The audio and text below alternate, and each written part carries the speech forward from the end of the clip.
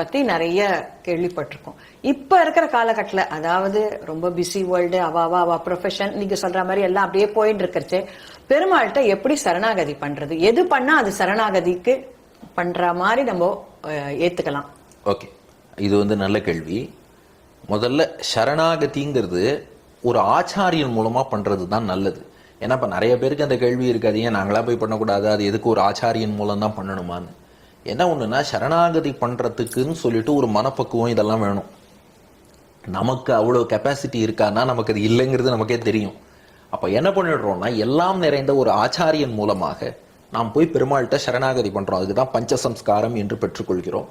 அதுபோல எம்பெருமானார் சம்பிரதாயத்துல, சில சம்பிரதாயத்துல பரநியாசம்னு தனியாகவே செய்வதுண்டு.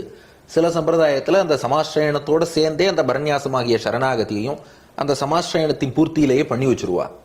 இப்படி சரணாகதிங்கிறது நாம பெருமாள்கிட்ட ஆச்சாரியன் மூலமாக பற்றி விட்டோம் என்றால், அதுக்கப்புறம் அவன் கொள்ள வேண்டியதெல்லாம் என்னன்னா மகாவிஸ்வாசம். பெருமாள் நம்மை காப்பாத்துவாருங்கிற உறுதியோடு இருக்காரு இல்லையா, அந்த உறுதிக்கு தான் சரணாகத்தின்னு பேரு. ஏன்னா இந்த சரணாகதிங்கிறதுக்கு நிறைய பேர் காம்ப்ளெக்ஸா நிறைய டெபினிஷன்ஸ் எல்லாம் கொடுப்பா. சரணாகதி நிலை அடைதல், அப்புறம் சரணாகதியை அடைதல், அப்படி எல்லாம் சொல்லுவா. அது ஒண்ணுமே இல்லை. பகவான் கிருஷ்ணன் பகவத்கீதையில சொல்றாரு பாருங்க, சர்வ தர்மான் பரித்தியஜிய. மோட்சம் போறதுக்கு இதுவரை நான் என்ன நினைச்சேன்னா, நான் சந்தியாவந்தனம் பண்ணி மோட்சம் போறேன், வேதம் சொல்லி மோட்சம் போறேன், கோவிலுக்கு போய் மோட்சம் போறேன், நாம சங்கீர்த்தனம் பண்ணி மோட்சம் போறேன்னு நினைச்சேன் இல்லையா. இத பண்ணி மோட்சம் போறேங்கிற எண்ணத்தை விட்டுடணும். அதை விட்டுடக்கூடாது. சந்தியாவந்தனம் பண்ணணும், கோவிலுக்கு போகணும், உபன்யாசம் கேட்கணும், நாம சங்கீர்த்தனம் பண்ணணும், எல்லாமே பண்றோம். ஆனா முன்னாடி பண்ணதை விட இன்னும் ஸ்ரத்தையாவே பண்றோம். இதை கொண்டு மோட்சம் போறோங்கிற எண்ணத்தை விட்டுட்டு மாம் ஏகம் சரணம் விரஜ, பகவான் மட்டுமே நமக்கு தஞ்சம்னு புரிஞ்சுக்கிறோம். இதை கொண்டு மோட்சம் இல்லை. நாம யார்? பகவானுடைய குழந்தைகள். நாம கேட்டா அவர் கொடுக்க மாட்டாரா? அப்பாவோட சொத்து பையன் ஏதாவது ஒண்ணு சாதிச்சாதான் கொடுப்பாரா, இல்ல பையங்கிறதுக்காக கொடுக்கறாரா? நீங்க சொல்லுங்க. பையன் அப்படின்னு கொடுத்துருவாரு, சாதிக்கணும். அதே போல நாம எது பண்ணாலும் பண்ணாட்டாலும் அவர் கருணையால பெருமாள் நமக்கு மோட்சம் கொடுக்க போறார். நாம என்ன தப்பா நினைச்சுட்டு இருக்கோம், நான் இதை பண்ணி அவர்கிட்ட இருந்து வாங்குறேன்னா அவர் என்ன பிசினஸ் மேனா? நான் உனக்கு இதை கர்மயோகம் பக்தி யோகம்னு ஒண்ணு பண்றேன், இதுக்கு நீ ரிட்டர்னா மோட்சம் கொடுன்னா அவரும் நாம என்ன பிசினஸா பண்றோம்?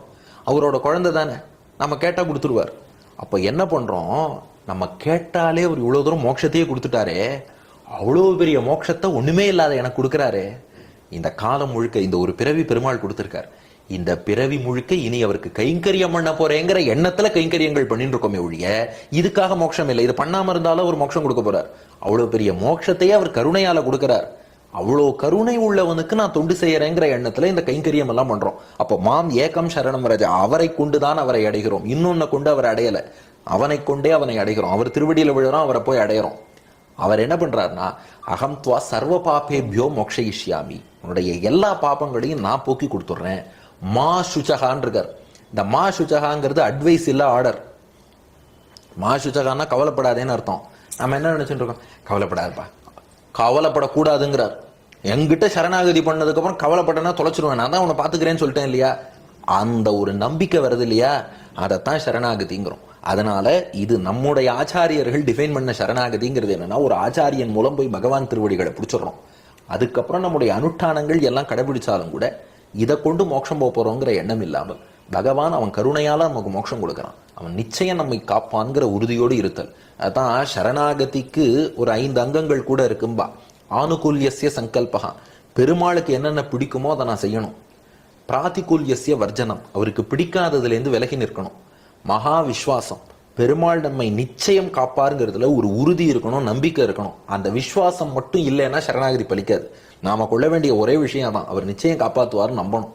அதுக்கு அடுத்தபடியாக கார்பண்யம், வேற ஒருத்தர் காலில் போய் விழாம அவன் தான் கதி, அதனால வேறு புகழற்றவனாக இருக்கணும். கோப்திருத்துவ வரணும், வாய் விட்டு பெருமாள்கிட்ட பிரார்த்திக்கணும், என்ன நீ காப்பாத்து.